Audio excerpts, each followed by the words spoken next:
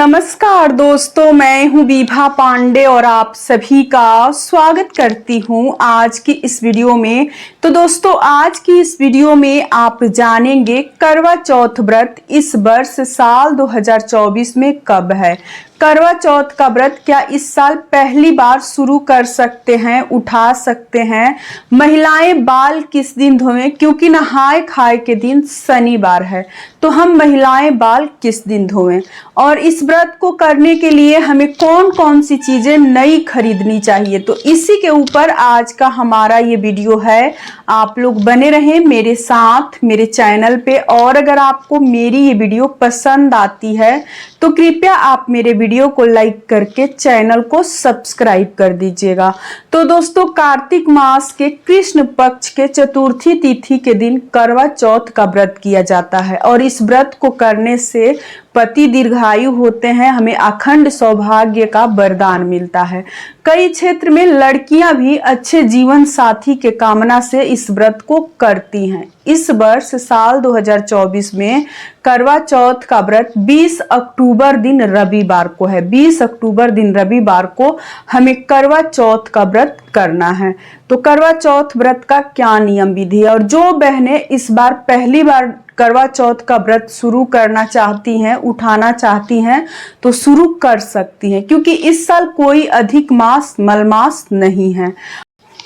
तो करवा चौथ व्रत का क्या नियम है। व्रत से एक दिन पहले नहाय खाए किया जाता है। नहाय खाए 19 अक्टूबर दिन शनिवार को है, तो आप लोग शुक्रवार के दिन ही बाल धो लीजिएगा, क्योंकि शनिवार के दिन महिलाओं को बाल नहीं धोनी चाहिए। बाल धोने से शनि की साढ़े साती शुरू होती है, इसलिए शनिवार के दिन महिलाओं को बाल धोकर स्नान नहीं करना चाहिए। और देखिए, किसी अन्य दिन को अगर पड़ता है ना, जैसे बृहस्पतिवार के दिन या फिर सोमवार के दिन, तो आप लोग सूर्य उदय से पूर्व जगकर बाल धो सकती हैं। लेकिन शनिवार के दिन आप लोग सूर्य उदय के पूर्व जगकर बाल ना धोएं, क्योंकि शनिवार के दिन हम पूजा भी सूर्य उदय से पहले ही करते हैं। तो अगर बाल धोएंगे तो भगवान को आशा लगेगा, और बाल धोकर शनिवार के दिन पूजा पाठ नहीं करनी चाहिए। महिलाओं को शनिवार के दिन बाल धोना ही नहीं चाहिए। आप लोग शुक्रवार के दिन शाम तक बाल धोकर स्नान कर लीजिएगा, उसके बाद से बिना लहसुन प्याज वाला भोजन कीजिएगा। और व्रत वाले दिन सुबह में भोर में जगकर आपको सरगी कर लेना है। देखिए, बहुत सारे लोग सरगी में जैसे पकवान खीर खाते हैं, बहुत सारे लोग फल जूस और शरबत चाय ये सब लेकर नारियल पानी चीजें खाते पीते हैं। तो सरगी में आप लोग अपने इच्छा अनुसार और घर के नियम के अनुसार खा लीजिएगा, जो ही खाया जाता हो। उसके बाद से पूरे दिन निर्जला निराहार इस व्रत को करना है। सुबह में व्रत वाले दिन जितना जल्द हो सके स्नान करके स्वच्छ धुला हुआ वस्त्र पहनकर और व्रत का संकल्प ले लीजिएगा। आप लोग संकल्प लेने के लिए जहां सभी देवी देवताओं की फोटो प्रतिमा आप लोग रखे हो, जो मंदिर हो आपके घर में, वहीं पे करवा माता का एक फोटो प्रतिमा रख लीजिएगा, या फिर भगवान शिव जी माता पार्वती जी की कोई फोटो प्रतिमा हो तो उनके सामने हाथ में अक्षत पुष्प और एक सिक्का लेकर व्रत का सुबह में आप लोग संकल्प ले लीजिएगा। उसके बाद से पूरे दिन व्रत करनी है।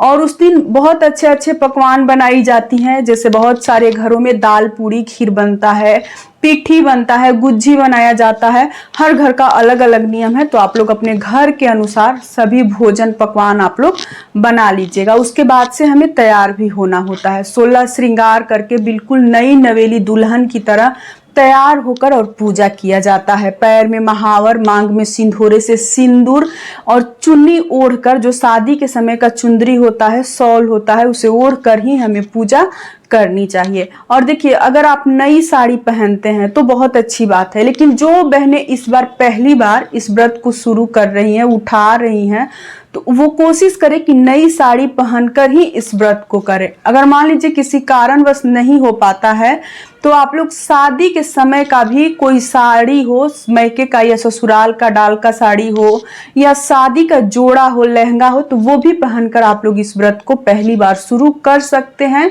उठा सकते हैं। वैसे भी करवा चौथ में, हरितालिका तीज में, हरियाली तीज में अगर शादी के समय का साड़ी हो, लहंगा हो, अगर हम पहनते हैं तो बहुत शुभ माना जाता है। तो आप लोग शादी के समय का भी कोई भी शुद्ध धुला हुआ वस्त्र हो तो आप पहनकर और इस व्रत को उठा सकते। हाथ में लहठी या कांच की चूड़ी आप लोग जरूर पहनिएगा, मेटल सिर्फ पहनकर आप लोग मत रहिएगा। एक दो कांच की चूड़ी या लहठी हो तो आप लोग जरूर पहन लीजिएगा, पीला सिंदूर सिंदूरे से लगाकर। और फिर एक चौकी पे आप लोग करवा माता का फोटो, भगवान शिव, माता पार्वती की, सब परिवार का ऐसा कोई फोटो प्रतिमा हो तो उसे आप लोग विराजित कर लीजिएगा, विराजमान करके। और करवा रखा जाता है, बहुत सारे घरों में 2 करवा रखा जाता है, बहुत सारे घरों में 1 करवा रखा जाता है।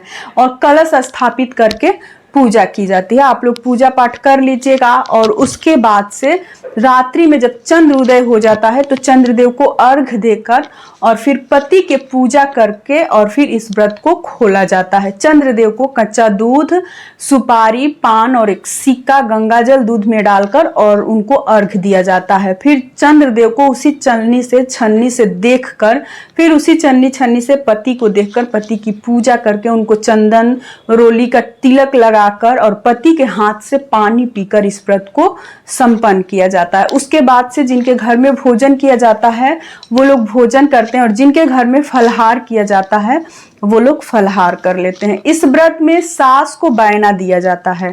बायना में जैसे वस्त्र और श्रृंगार सामग्री दी जाती है। तो देखिए, जिनकी मान लीजिए सास नहीं है या फिर सास है ससुर नहीं है तो वैसी महिला को हम श्रृंगार सामग्री कैसे दें?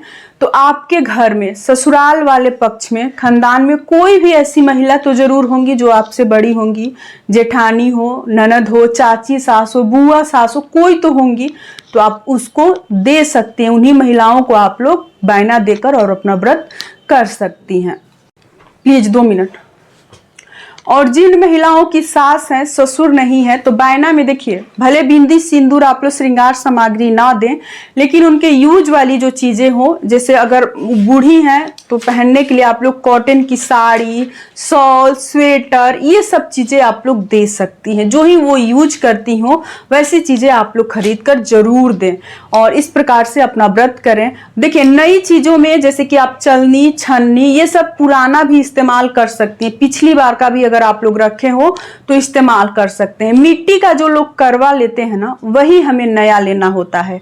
बाकी हर चीज आप पुराने लेकर भी पूजा कर सकते हैं, चाहे वो फोटो प्रतिमा हो या फिर साड़ी हो, श्रृंगार सामग्री हो, कुछ भी हो, बस मिट्टी का जो करवा होता है वही हमें नया लेना होता है। कि चलनी छन्नी जिससे हम पति को देखते हैं, जिस लोटे से हम पानी पीते हैं, वो सब चीजें भी आप लोग पिछली बार का ले सकते हैं। जरूरी नहीं है कि आपको नया ही लेना है, अगर इच्छा हो, श्रद्धा हो तो आप नया भी ले सकते हैं। करवा जो होता है ना, मिट्टी की कोई भी बर्तन एक बार इस्तेमाल करने के बाद से अशुद्ध माना जाता है, इसलिए आप लोग मिट्टी का करवा सिर्फ नया लीजिएगा। और यहीं तक की थी आज की हमारी ये वीडियो। उम्मीद करती हूँ कि आप लोगों को मेरी ये वीडियो पसंद आई होगी। अगर पसंद आए मेरी वीडियो तो कृपया आप मेरे कमेंट बॉक्स में हर हर महादेव जरूर लिखिएगा। फिर मिलूंगी एक नए वीडियो में, तब तक के लिए नमस्कार।